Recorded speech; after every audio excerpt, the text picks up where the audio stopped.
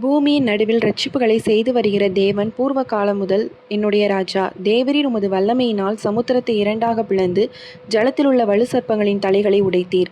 தேவரீர் முதலைகளின் தலைகளை நறுக்கி போட்டு அதை வனாந்தரத்து ஜனங்களுக்கு உணவாக கொடுத்தீர். ஊற்றையும் ஆற்றையும் பிளந்து விட்டீர். மகா நதிகளை வற்றி போக பண்ணினீர். பகலும் உம்முடையது, இரவும் உம்முடையது. தேவரீர் ஒளியையும் சூரியனையும் படைத்தீர். பூமியின் எல்லைகளெல்லாம் திட்டம் பண்ணினீர். கோடை காலத்தையும் மாரி காலத்தையும் உண்டாக்கினீர். கர்த்தாவே, சத்துரு உம்மை நிந்தித்ததையும் மதீன ஜனங்கள் உமது நாமத்தை தூஷித்ததையும் நினைத்து கொள்ளும்.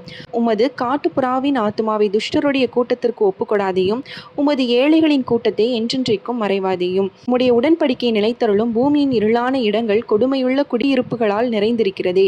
துன்பப்பட்டவன் வெட்கத்தோடே திரும்பி விடாதரும். சிறுமையும் எளிமையுமானவன் உமது நாமத்தை துதிக்கும்படி செய்யும். தேவனே, எழுந்தருளும். உமக்காக நீரே வழக்காடும். மதியினாலே நாடோறும் உமக்கு வரும் நிந்தை நினைத்து கொள்ளும்.